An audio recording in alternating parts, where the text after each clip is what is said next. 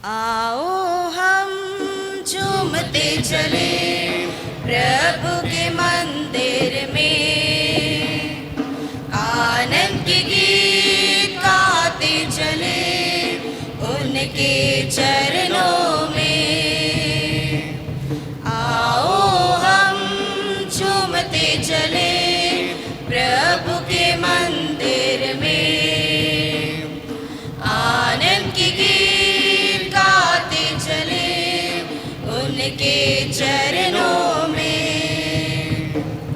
वही है हमारा स्नेहिल पिता, जीवन की हर खुशियाँ देता वो सदा। आओ हम उसकी स्तुति करें, हर्षित मन से उसका गुण गाए। आओ हम झूमते चले प्रभु के मंदिर में, आनंद के गीत गाते चले उनके चरणों में।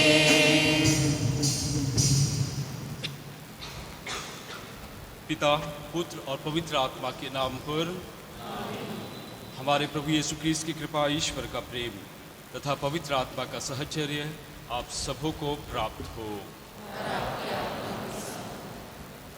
ख्रिस्त में प्यारे भाइयों और बहनों, आज रविवार के दिन जब हम प्रभु की वेदी के समीप उपस्थित हैं, उस एकमात्र ईश्वर को आराधने के लिए, उस एकमात्र ईश्वर को अपना बलिदान अर्पित करने के लिए, वही प्रभु यीशु क्रिस्त आज हम सबों को याद दिलाते हैं कि किस प्रकार से हमारा जीवन होगा और किस प्रकार से हमें इस धरती पर जीते हुए ईश्वर के राज्य में प्रवेश करना है। और वही प्रभु हम सबों को अपनी आशीष व कृपा से भरना चाहता है। इसलिए आइए हम कुछ पल मौन रहें और अपने सभी छोटे बड़े पापों व गुनाहों के लिए ईश्वर से क्षमा मांगे, ताकि हम योग्य रीति से यह बलिदान अर्पित कर सकें।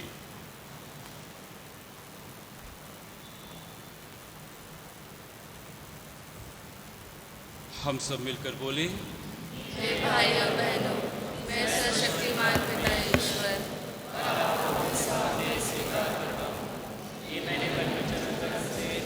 और अपना कर्तव्य न बनाने से, अपने कसूर से अपने भारी कसूर से घोर पाप किया है। इसलिए मैं अपने मदद से सब संतों और आपको से, हे भाइयों बहनों, विनती करता हूँ कि आप मेरे लिए प्रभु ईश्वर से प्रार्थना करें। सर्वशक्तिमान ईश्वर हम लोगों पर दया करें और हमारे पाप क्षमा कर हमको अनंत जीवन प्रदान करें। पेज 28 भगवन दया करो, भगवन दया करो हम पर। भगवन दया करो, भगवन दया करो हम पर।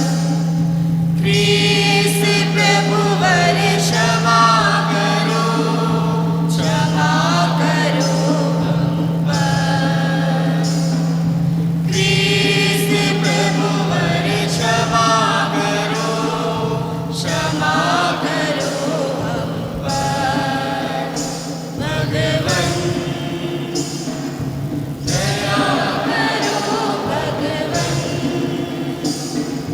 दया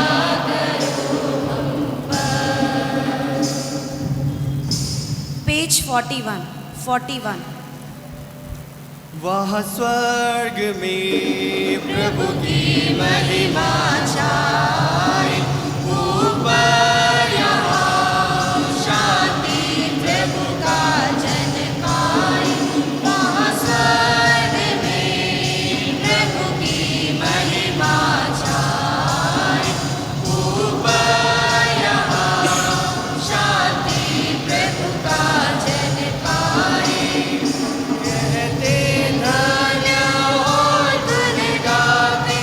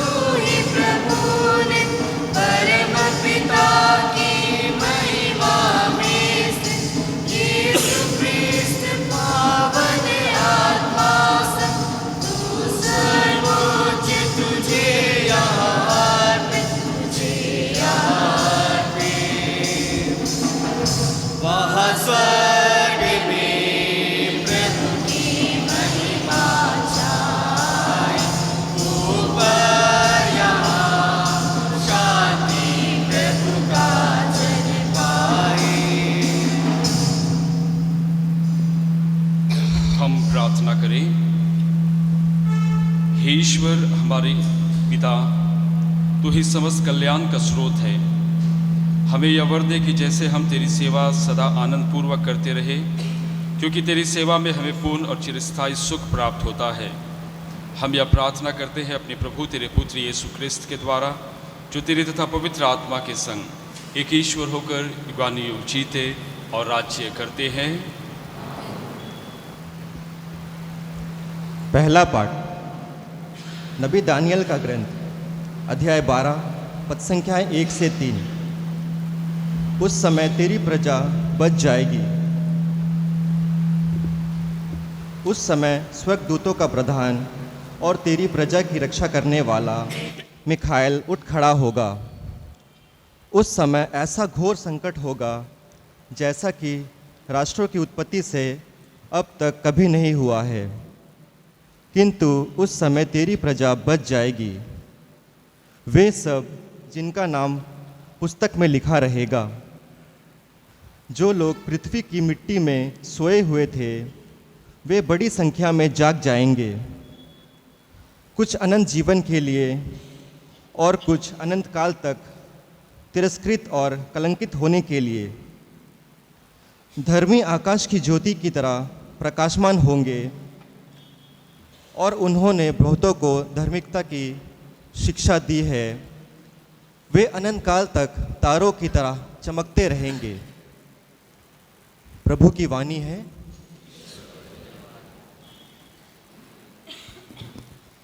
पेज 62। प्रभु का नया भजन गाओ, वह करता है कार्य महान। प्रभु का नया भजन गाओ, प्रभु ने अपनी शक्ति दिखाई, विजातियों को न्याय दिखाया। प्रभु का नया भजन गाओ, वह करता है कार्य महान। प्रभु का नया भजन गाओ, इस्राएल के हित उसने अनुकंपा का ध्यान रखा। प्रभु का नया भजन गाओ, वह करता है कार्य महान। प्रभु का नया भजन गाओ। दूसरा पाठ, वह जिन लोगों को पवित्र करते हैं उन्होंने उनको एक ही बलिदान द्वारा पूर्णता तक पहुंचा दिया है। प्रत्येक दूसरा पुरोहित खड़ा होकर प्रतिदिन धर्म अनुष्ठान करता है और बार बार एक ही प्रकार के बलिदान चढ़ाया करता है, जो पाप हरने में असमर्थ होते हैं, किंतु वह पापों के लिए एक ही बलिदान चढ़ाने के बाद सदा के लिए ईश्वर के दाहिने विराजमान हो गए हैं, जहाँ वह उस समय की राह देखते हैं जब उनके शत्रुओं को उनका पावदान दिया, क्योंकि वह जिन लोगों को पवित्र करते हैं उन्होंने उनको एक ही बलिदान द्वारा सदा के लिए पूर्णता तक पहुंचा दिया है। जब पाप क्षमा कर दिए गए हैं तो फिर पाप के लिए बलिदान नहीं रहा। प्रभु की वाणी।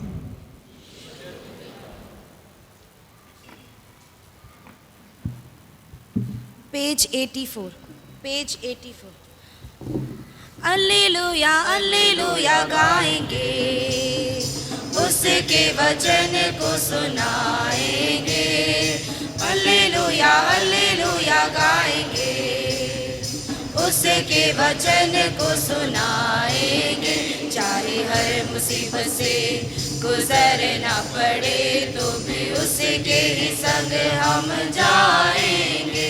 चाहे हर मुसीबत से गुजरना पड़े तो भी उसके ही संग हम जाएंगे।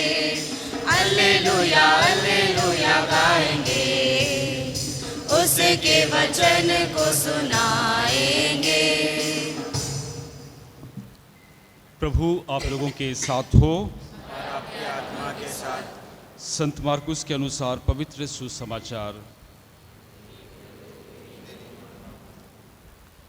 यीशु ने अपने शिष्यों से कहा, उन दिनों के संकट के बाद सूर्य अंधकारमय हो जाएगा, चंद्रमा प्रकाश नहीं देगा, तारे आकाश से गिर जाएंगे और आकाश की शक्तियां विचलित हो जाएंगी। तब लोग मानव पुत्र को अपार सामर्थ्य और महिमा के साथ बादलों पर आते हुए देखेंगे। वह अपने दूतों को भेजेगा और वे चारों दिशाओं से आकाश के कोने कोने से उसके चुने हुए को एकत्र करेंगे। अंजीर के पेड़ से शिक्षा ग्रहण करो। जब उसकी टहनियाँ कोमल बन जाती है और उसमें अंकुर फूटने लगते हैं तो तुम जान जाते हो कि गर्मी आ रही है। इसी तरह जब तुम लोग यह सब देखोगे तो जान लो कि वह निकट है, द्वार पर ही है। मैं तुमसे कह देता हूँ कि इस पीढ़ी का अंत हो जाने के पूर्व ही ये सब बातें घटित हो जाएगी।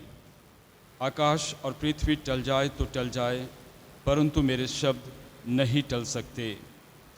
उस दिन और उस घड़ी के विषय में कोई भी नहीं जानता, ना तो स्वर्ग के दूतगण और ना पुत्र, केवल पिता जानता है। यह प्रभु का पवित्र सुसमाचार है।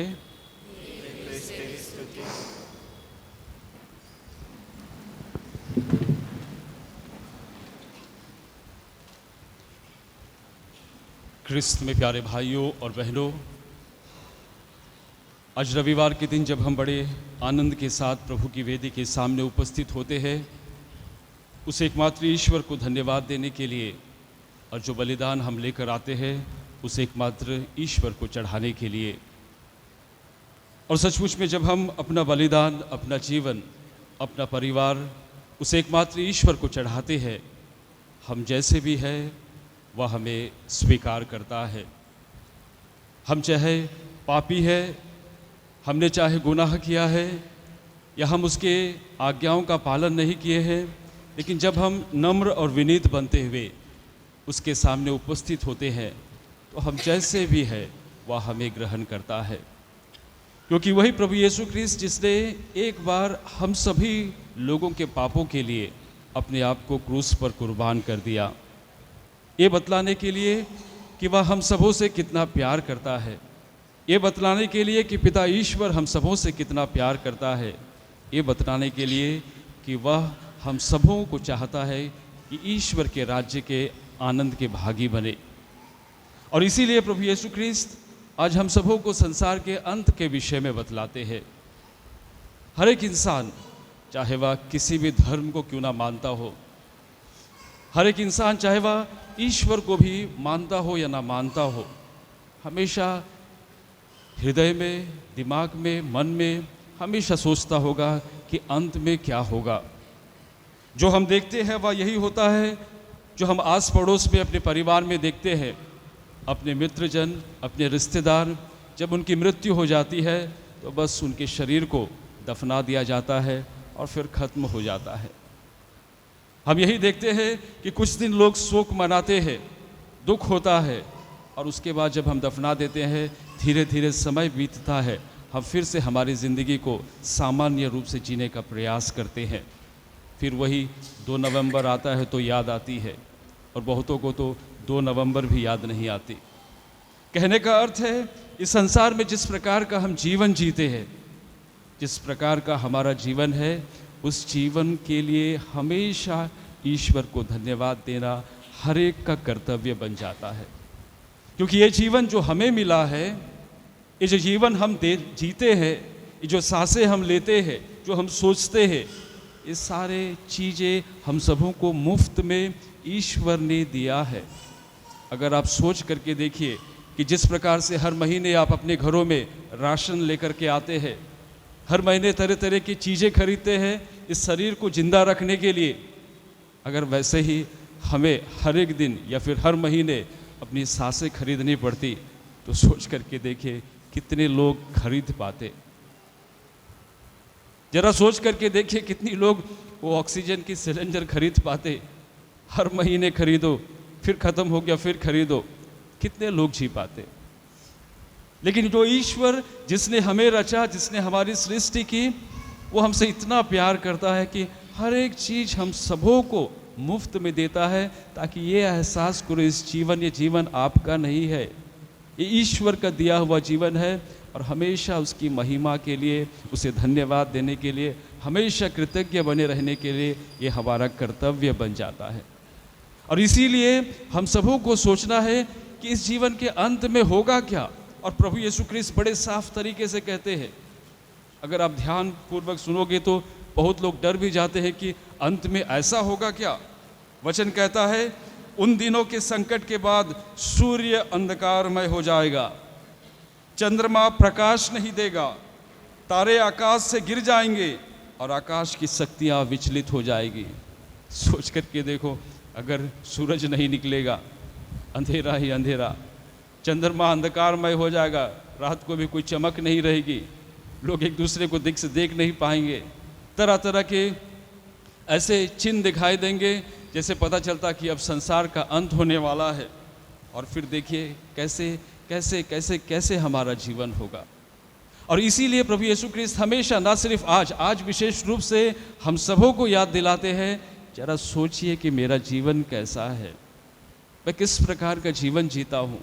क्या मैं यही सोचता हूँ कि जो जीवन मेरे को ईश्वर ने दिया है, मुझे जो ईश्वर ने दिया है, इसका मालिक मैं हूँ, या जो परिवार मुझे ईश्वर ने दिया है उसका मालिक मैं हूँ, और फिर मैं अपनी इच्छा के अनुसार उस जीवन को बिताऊं। और यहीं पे हमारी गलती हो जाती है। और हम सब धन्य है कि हमें प्रभु का वचन हमेशा याद दिलाता है, हमेशा याद दिलाता है, सिर्फ ये जीवन एक तीर्थ यात्रा है। इस शरीर को, अपने रिश्तेदारों को, जिनको अपने प्रिय है, उनको आपको छोड़ करके जाना ही पड़ेगा। चाहे आपके पास कितने भी पैसे क्यों ना हो, चाहे आपके पास कितने भी पैसे नहीं हो, चाहे आप कितने भी अमीर हो, कितने भी गरीब हो, आपको इस शरीर को, आपके परिवार को, आपके प्रियजनों को छोड़ कर तो जाना ही पड़ेगा। और इसीलिए हमेशा तैयार रहिए, यही है आज का संदेश। हमेशा तैयार रहिए, किस पल क्या होगा कोई भी नहीं जानता। और वचन साफ तरीके से कहता है, उस दिन और उस घड़ी के विषय में कोई भी नहीं जानता, ना तो स्वर्ग के दूतगण जो ईश्वर के साथ रहते हैं, उस घड़ी के बारे में कोई भी नहीं जानता कि कब क्या होगा, ना तो स्वर्ग के दूतगण जो ईश्वर के साथ रहते हैं, और ना पुत्र, सिर्फ पिता जानता है कि क्या होगा, कब हमारी घड़ी आएगी, कैसे होगा, क्या नहीं होगा, सिर्फ ईश्वर जानता है।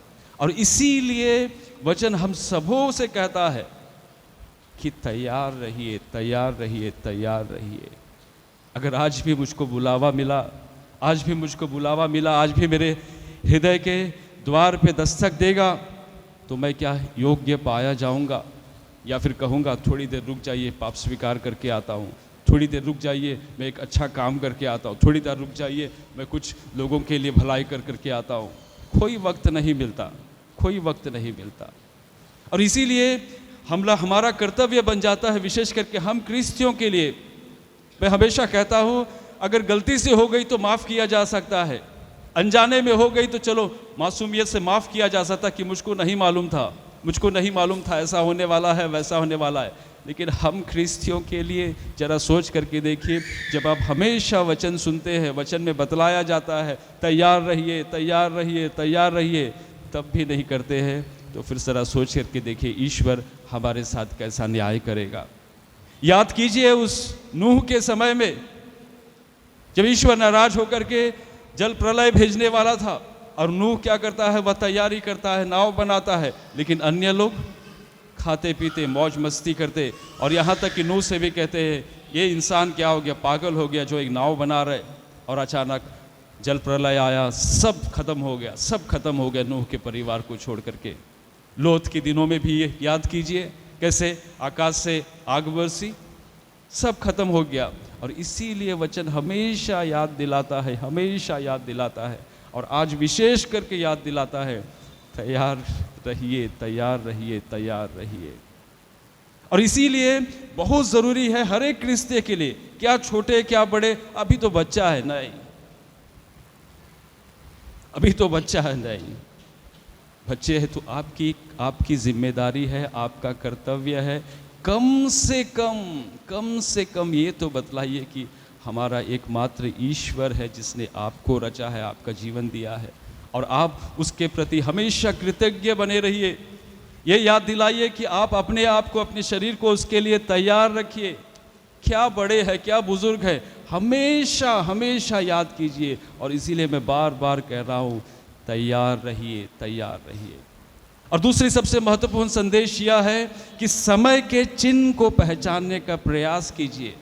प्रभु यीशु क्रिस्त खुद इतनी सारी बातें बतलाने के बाद में बड़े अच्छे तरीके से कहते हैं अंजीर के पेड़ के विषय में, अंजीर के पेड़ से शिक्षा ग्रहण कीजिए। प्रभु यीशु क्रिस्त कहते हैं, प्रभु यीशु क्रिस्त कहते हैं, जब उसकी टहनियाँ कोमल बन जाती है और उसमें अंकुर फूटने लगते हैं तो तुम जान जाते हो कि गर्मी आ रही है। हम लोग अपने ऋतु को जानते हैं, अभी ये ऋतु है, अभी ये मौसम है। हम जानते हैं पेड़ पौधों को देख करके, अब फूल आ गया है, अभी फल आएगा, अभी ये मौसम चल रहा है, वो मौसम चल रहा है, हर एक चीज़ हम जानते हैं। उसी प्रकार से प्रभु यीशु क्रिस्त कहते हैं, समय के चिन्ह को पहचानना सीखिए, समय के चिन्ह को पहचानना सीखिए कि क्या हो रहा है, न सिर्फ बाहरी तौर पर, न सिर्फ बाहरी तौर पर। आज लोग परेशान है, हो सकता है तीसरे विश्व युद्ध हो सकता है, या आज लोग देखते हैं हम कैसे एक देश दूसरे देश के विरुद्ध लड़ाई हो रही है, एक दूसरे को स्वीकार करने के लिए तैयार नहीं है। कहीं भारी भूकंप हो रहे हैं, कई लोग एक दूसरे को मारने के लिए हमेशा तैयार रहते हैं। समय के चिन्ह को पहचानना सीखिए, और ना सिर्फ बाहरी तौर पर लेकिन भीतरी तौर पर।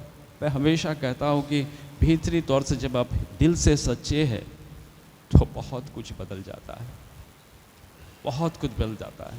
हम हमेशा दूसरों के बारे में सोच करके, दूसरे लोग क्या कहेंगे, दूसरे लोग क्या कहेंगे, उसके बारे में ज़िंदगी जीते हुए जो चीज़ जीना है वो जी नहीं पाते। हम ये नहीं सोचते हैं कि ईश्वर की नज़रों में ईश्वर मेरे बारे में क्या सोचते हैं, ईश्वर के लिए मैं योग्य हूँ कि नहीं। नहीं, दूसरे क्या सोचते हैं, दूसरे क्या बोलेंगे, दूसरे क्या करेंगे, और पूरी ज़िंदगी इसी से चला जाता है। दूसरों को खुश करने के लिए, दूसरों की भलाई करने के लिए, या फिर कहेंगे दूसरों के आँखों में अच्छा दिखने के लिए हम अपनी असली ज़िंदगी को खो देते हैं। और प्रभु यीशु क्रिस्त कहते हैं, समय के चिन्ह को पहचानो और अपना समय खुद देखो, अपने आप को, आपको खुद मालूम है, किसी को बताने की ज़रूरत नहीं है। और ये भी मत सोचिए कि आप हर रविवार यहाँ पर आते हैं, प्रार्थना करते हैं, या प्रतिदिन आप मिस्सा बलिदान में भाग लेते हैं, सब चीज़ ठीक नहीं। जब तक आपका हृदय उसके साथ जुड़ा नहीं है, जब तक आपके अंदर में उससे मिलने की प्यास नहीं है, जब तक आपके अंदर में भूख नहीं है कि मैं प्रभु यीशु क्रिस्त के शरीर और रक्त को ग्रहण करूंगा, आप बैठिए, घुटनी टेकिए, हो सकता है तो यहाँ पर माथा भी पटकिए, खून भी बहाइए, कोई लाभ नहीं, कोई लाभ नहीं जब तक आपका हृदय उससे जुड़ा हुआ नहीं है। और इसीलिए हर एक इंसान अपने लिए जिम्मेदार है। सबसे पहले अपने लिए जिम्मेदार है कि मेरा हृदय ईश्वर के साथ जुड़ा हुआ है कि नहीं। और चिन्ह क्या दिखाई देगा, चिन्ह क्या दिखाई देगा, आप खुश नहीं रहेंगे। लोगों की नजरों में आप बहुत खुश हैं, क्या इंसान है, क्या क्या क्या पुरुष है, क्या आदमी है, क्या महिला है, क्या स्त्री है, क्या लड़की, हमेशा खुश रहती है, लेकिन आप खुश नहीं है, आपके जीवन में संतुष्टि नहीं है। लेकिन लोग, वाह क्या संतुष्ट है ये लोग, क्या परिवार है, सब चीज़ें, आप कितने मेल प्रेम से रहते हैं, लेकिन आप संतुष्ट नहीं है। कहने का अर्थ है, जब तक अंदर से आपको लगता है, आप पहचानते हैं आपके चिन्ह के, बाहरी तौर पर नहीं, आपको अपने दर्द, आपको अपनी असंतुष्टि, आपको अपनी आखुशी के बारे में पता है, आपको पता है। और तब जाकर के उस चिन्ह को बदलिए, सोच बदलिए, और थोड़ा रिश्ता अधिक बनाइए, तब जाकर के भीतर से वो जीवन मिलेगा। ये दिखावे कि जीवन दूसरों के लिए खुश हो, कोई लाभ नहीं है। दूसरों के लिए आप संतुष्ट हो क्योंकि आप दिखा रहे हो, लेकिन अंदर से तो और प्रभु यीशु क्रिस्त कहते हैं, ऐसा जीवन मत जियो, ऐसा जीवन मत जियो। थोड़े दिन का तो है, 60-70 साल हो सकता है, 80 साल, बहुत अच्छे हो गए तो 90 साल, फिर क्यों परेशान होते हो, चिंता क्यों करते हो? संसार के अंत तक मैं हूं ना। कौन तेरे को बचाएगा जब आपका बुलावा आएगा? कौन जवाब देगा आपको? आप खुद। आप ये नहीं बोलेंगे कि मेरी पत्नी से पूछिए, अब ये नहीं बोलेंगे मेरे बच्चे से पूछिए कि मैं कितना अच्छा हूँ। वो लोग तो बोलेंगे बहुत अच्छे हैं, लेकिन आपका अंदर, आपके अंदर क्या था? आपके अंदर में क्या था? खोट। आपके अंदर में आप सिर्फ दिखावे के लिए अपने चेहरे पर खुशी लाते थे, संतुष्टि लाते थे, लेकिन आपके अंदर में हमेशा दर्द भरा रहता था। ऐसा जीवन मत जिए। उस चिन्ह को पहचानिए कि मेरा जीवन कितना अच्छा है। और ऐसे लोग, जब हम लोग सच्चे दिल से, हृदय से, भीतर से, मन से खुश होते हैं, वो अपने आप बाहर आता है। आपको अपने आप संतुष्टि मिलती है, आपको गुस्सा नहीं आता, आपको नाराजगी नहीं होती है, इन बेकार की फिजूल की बातों में आपका वक्त नहीं जाता ये सोचने के लिए कि दूसरे क्या सोचते हैं। आपका वक्त जाता है अपने कामों में, अपने परिवार के कर्तव्य निभाने में, अपनी रिस्पॉन्सिबिलिटी निभाने में। आपका वक्त जाता है ईश्वर के साथ थोड़ा सा समय और सच्चे दिल से बिताने में। और यही है जीवन, यही है जीवन। और इसीलिए हमेशा तैयार रहिए। अगर आज तक भी नहीं किए हैं, अगर आज तक भी आप अपने आप को सोचिए कि मैं सचमुच पे अंदर से खुश हूँ, संतुष्ट हूँ, नहीं है तो आज भी वक्त है, क्योंकि आज भी वही ईश्वर अपने वचन से आपको पोषित करना चाहता है। आज वही ईश्वर न सिर्फ आपको कृपा दे रहा है, लेकिन वही ईश्वर जो कृपा देने वाला है वही आपके जीवन में आने वाला है। ग्रहण कीजिए, एक बार तो सच्चे दिल से ग्रहण कर लीजिए, एक बार तो स्वीकार कर लीजिए कि सचमुच में मैं अंदर से असंतुष्ट हूँ, अंदर से खुश हूँ। अगर एक बार स्वीकार करेंगे ना, आपकी ज़िंदगी बदल जाएगी। क्योंकि कब ईश्वर आपको स्पर्श करेगा, कब आपको छू लेगा, आपको पता भी नहीं चलेगा। वही ईश्वर आज आप लोगों को, मुझको आशीष दे, ताकि हम हमेशा अपने जीवन को तैयार रख सकें और हमेशा तैयारी की जीवन जीते हुए आनंद के साथ, उसकी उपस्थिति के साथ, उसका आभास करते हुए, उसका अनुभव करते हुए हर दिन अपने जीवन को जब हम समर्पित करेंगे, वो ईश्वर कभी हमारा साथ नहीं छोड़ेगा। प्रेरितों का धर्मसार। स्वर्ग और पृथ्वी के सृजनहार सर्वशक्तिमान पिता परमेश्वर पर विश्वास करो और इसके इकलौते पुत्र हमारे प्रभु यीशु मसीह, जो पवित्र आत्मा के द्वारा गर्भ में कुंवारी मरियम से जन्म लिया, पौंतियुस पिलातुस के समय तक उठाया, क्रूस पर ठोका गया, मर गया, निम्बुस मद्रासी से मत को मसीह जी उठा, स्वर्ग पर गया, सर्वशक्तिमान पिता परमेश्वर के दाहिने विराजमान है, वहाँ से जीवित और मृत को विचार करने को आएगा। मैं पवित्र आत्मा पर, पवित्र कैथोलिक कलीसिया, धर्मियों के संबंध, पापों की क्षमा, देह के पुनरुत्थान और जीवन पर विश्वास करता हूँ। प्रिय भाइयों और बहनों, हम अपने मुक्ति का समारोह मनाने के लिए यहाँ एकत्र हुए हैं। आइए हम सर्वशक्तिमान ईश्वर से प्रार्थना करें कि वह समस्त संसार को अपनी कृपादानों से भर दे और संजीवन जल के झरनों से उसे सिंचित करे। आप सबों का जवाब होगा, हे पिता हमारी प्रार्थना सुन। हे पिता हमारी प्रार्थना सुन। हमारे संत पिता, सभी धर्माध्यक्ष, पुरोहितगण एवं धर्म संगी लोगों को संसार के न्याय की घड़ी के लिए तैयार कर सके, ताकि वे यीशु के समक्ष योग्य साबित हो सके। इसके लिए हम पिता ईश्वर से प्रार्थना करें। हे पिता हमारी प्रार्थना सुन। जो विश्वासी अपने आध्यात्मिक जीवन से हताश हो गए हैं या सांसारिक अनुराग में अपने को ढाल चुके हैं, उन्हें ईश्वर से विशेष कृपा मिले, ताकि वे अपने को शारीरिक और भौतिक भोग विलास से छुटकारा दिला सके। इसके लिए हम पिता ईश्वर से प्रार्थना करें। हे पिता हमारी प्रार्थना सुन। हम सभी दूसरों के प्रति दया दिखा सके और जिनका न्याय हमें करना है उनके प्रति यथोचित न्याय कर सके। इसके लिए हम पिता ईश्वर से प्रार्थना करें। हे पिता हमारी प्रार्थना सुन। यीशु का आगमन अचानक कभी भी हो सकता है, अतः हम अपने को सदैव एवं चौकस सावधान रख सके। इसके लिए हम पिता ईश्वर से प्रार्थना करें। हे पिता हमारी प्रार्थना सुन। संचार माध्यम की शुरुआत 20वीं सदी में हुई और तब से आज तक इस क्षेत्र में अनेकों आविष्कार हुए हैं, जिनका प्रभाव आज संसार में बहुत ज़्यादा है। हम सभी इस माध्यम का उपयोग क्रिस्त के जीवनदायी संदेश को लोगों तक पहुंचाने में कर सके। इसके लिए हम पिता ईश्वर से प्रार्थना करें। हे पिता हमारी प्रार्थना सुन। हे प्रभु, दयापूर्वक अपनी प्रजा की याचनाएं स्वीकार कर अपनी सत्य प्रतिज्ञता के कारण हमें अपने कृपादानों से भर दे, हमारे प्रभु क्रिस्त के द्वारा।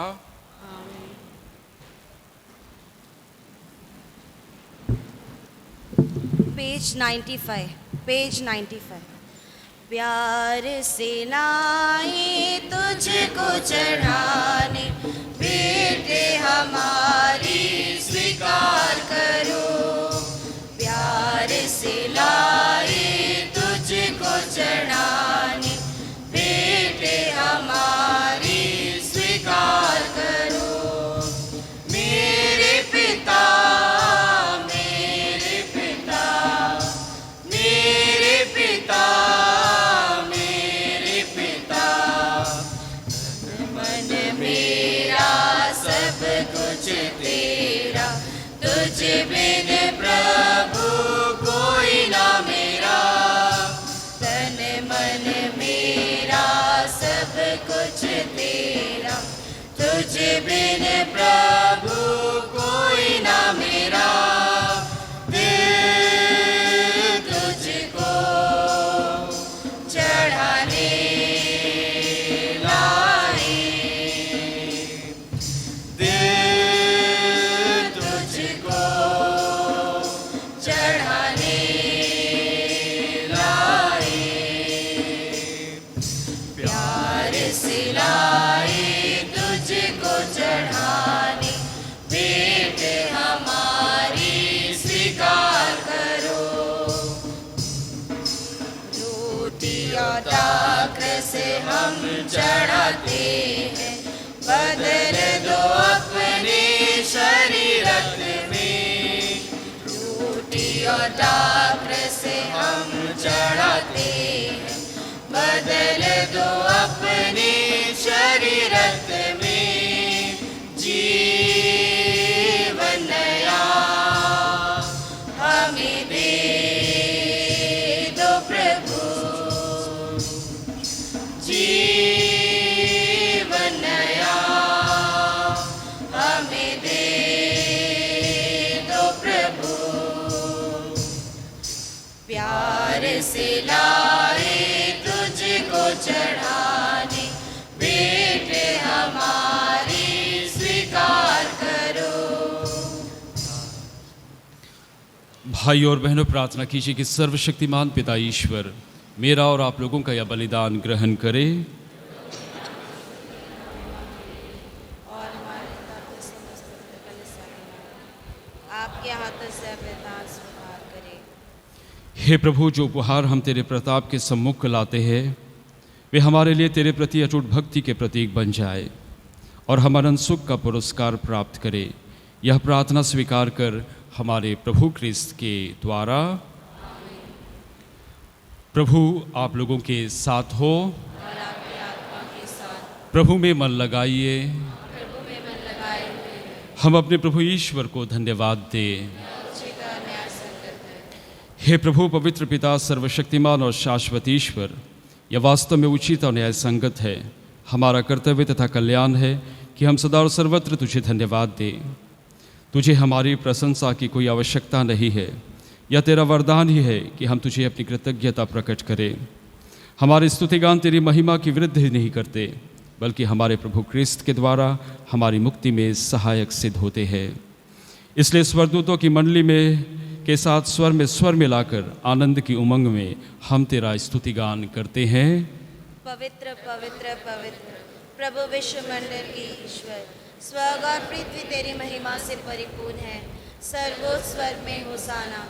धन्य है वे जो प्रभु के नाम पर आते हैं। सर्वोच्च स्वर्ग में होसाना।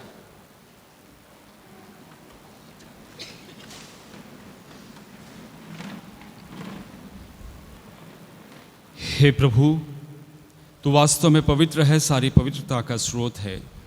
हम तुझसे प्रार्थना करते हैं तीन उपहारों को अपनी आत्मा के संस्पर्श से पवित्र कर दे, कि हमारे प्रभु यीशु ख्रिस्त का शरीर तथा रक्त बन जाए। जब वे स्वेच्छा से मृत्यु के लिए सौंपे गए, उन्होंने रोटी ली, तुझे धन्यवाद दिया और रोटी तोड़कर उसे अपने शिष्यों को देते हुए कहा,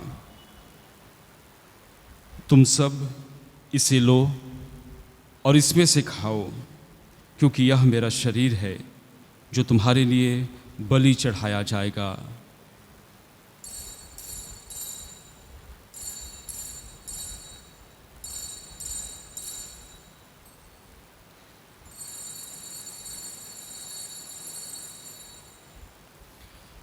इसी भांति भोजन के बाद उन्होंने कटोरा लिया, तुझे धन्यवाद दिया और उसे अपने शिष्यों को देते हुए कहा, तुम सब इसे लो और इसमें से पियो, क्योंकि यह मेरे रक्त का कटोरा है, नवीन और अंत व्यवस्थान का रक्त, जो तुम्हारे और बहुतों के पापों के लिए बहाया जाएगा। तुम मेरी स्मृति में यह किया करो।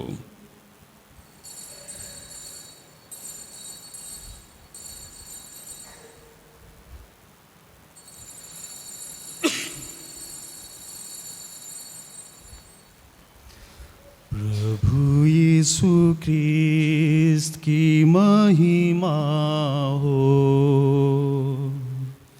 प्रभु यीशु ख्रिस्त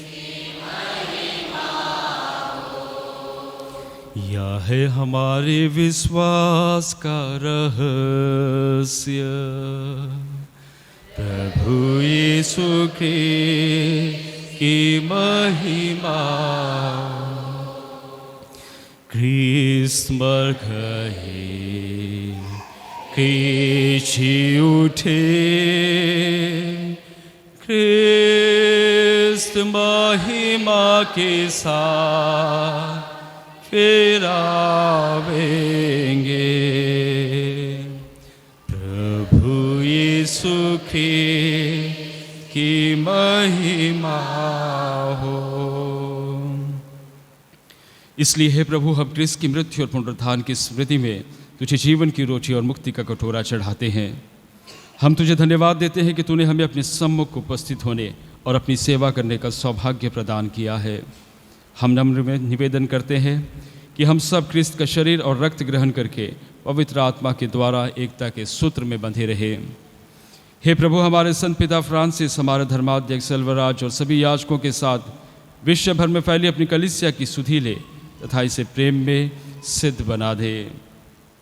हे प्रभु, अपने सेवक सेविका Shiv Sagar Karketa, Mathias Minj, Swaminathan, William Tirkey, Mohandas, Annie Thomas की सुधि ले, जिनको तूने इस लोक से अपने यहाँ बुला लिया है।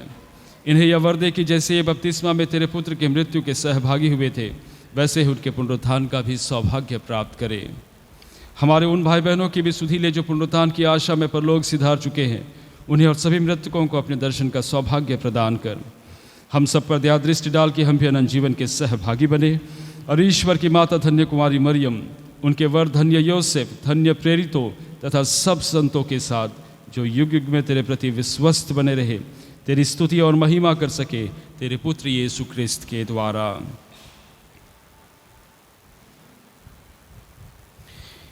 इन्हीं प्रभु ख्रिस्त के द्वारा, इन्हीं के साथ और इन्हीं में हे सर्वशक्तिमान पिता ईश्वर, पवित्र आत्मा के साथ सारा गौरव तथा सम्मान युगानुयुग तेरा ही है।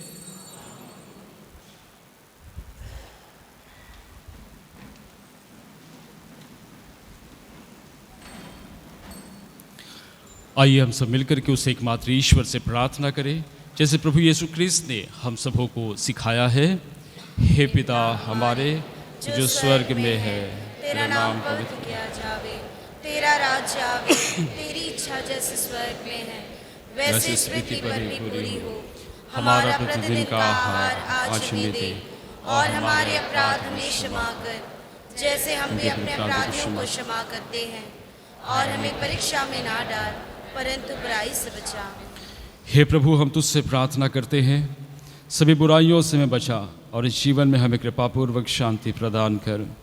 हम तेरी दया से सदा पाप से दूर और हर विपत्ति से सुरक्षित रहे और उस दिन की प्रतीक्षा करते रहे जब हमारे मुक्तिदाता यीशु ख्रिस्त फिर आकर हमारी धन्य आशा पूरी करेंगे।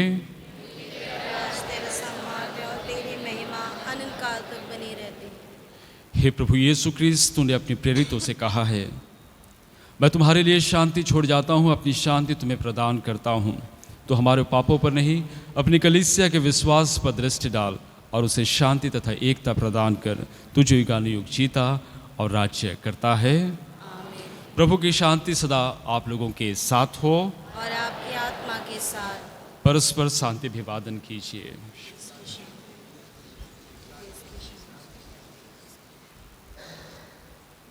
हे ईश्वर के मेमने, तू संसार के पाप हर लेता है, हम पर दया कर।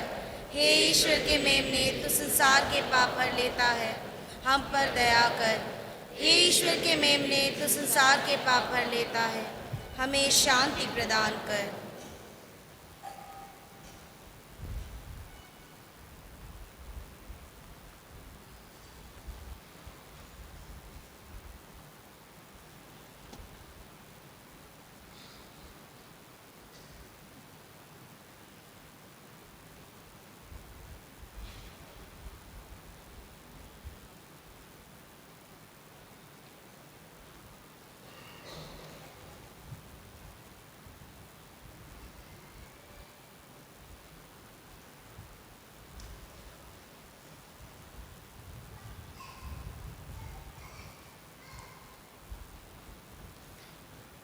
देखिए ईश्वर का मेमना जो संसार के पाप हर लेता है।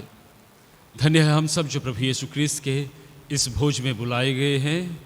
हे प्रभु, मैं ऐसे योग्य नहीं हूँ कि आप मेरे यहाँ आवे, कि एक शब्द कह दे और मेरी आत्मा चंगी हो जाए।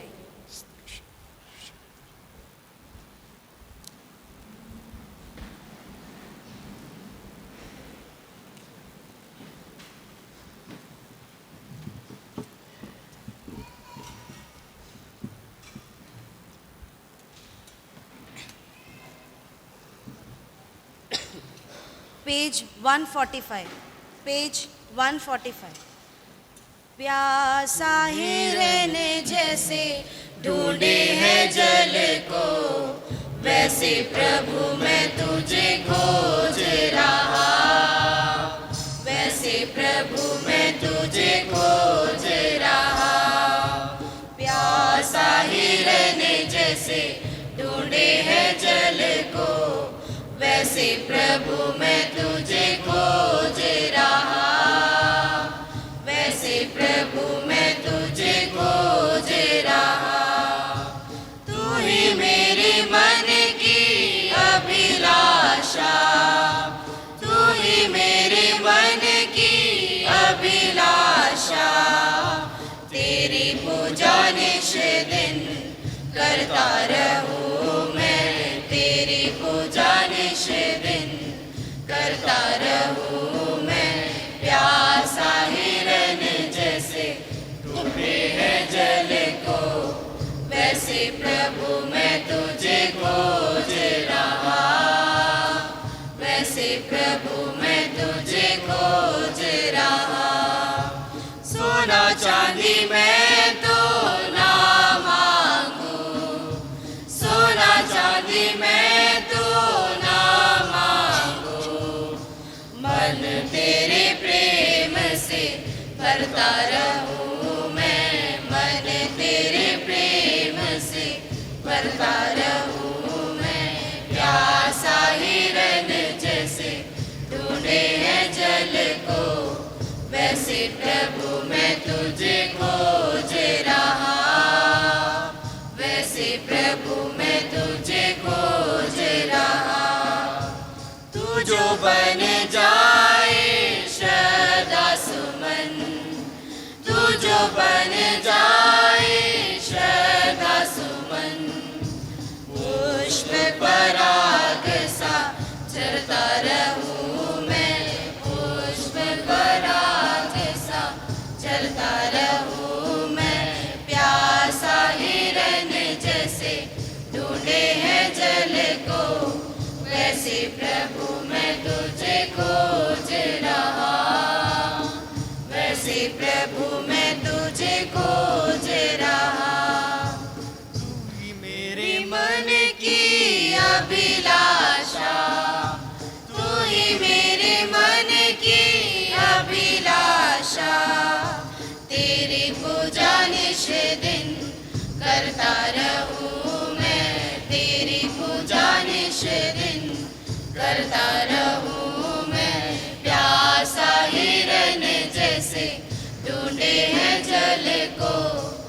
वैसे प्रभु मैं तुझे खोज रहा, वैसे प्रभु मैं तुझे खोज रहा।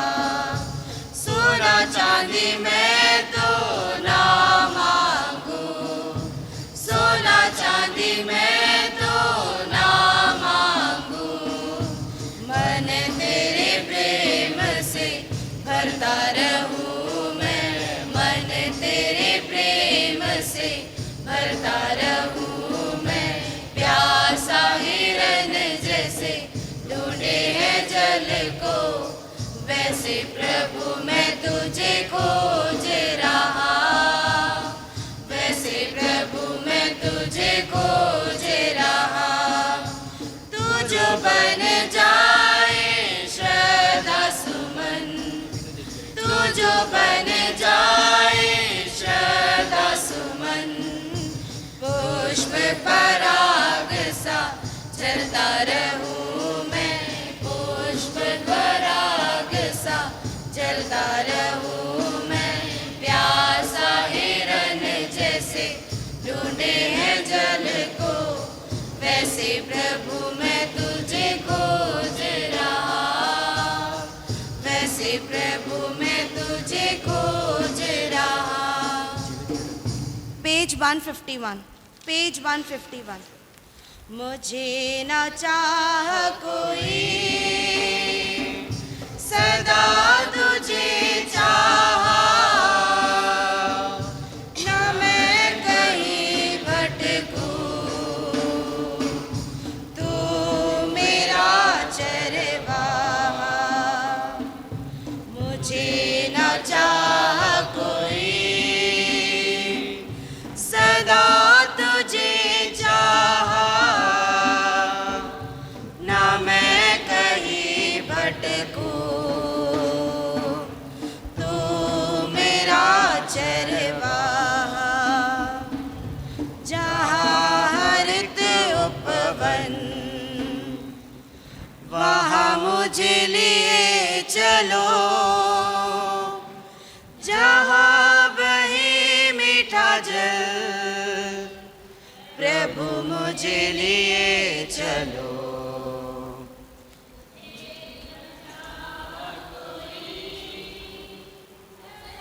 कृपा से हमें इस पवित्र संस्कार का वरदान मिला है। तेरे पुत्र ने हमें आज्ञा दी है कि हम उनकी स्मृति में इसे मनाया करें, या हमारे हृदयों में तेरी प्रेम की वृद्धि करें, हमारे प्रभु क्रिस्त के द्वारा। आमीन। जुबली प्रार्थना। हे हमारे पिता जो स्वर्ग में है, जो विश्वास आपने।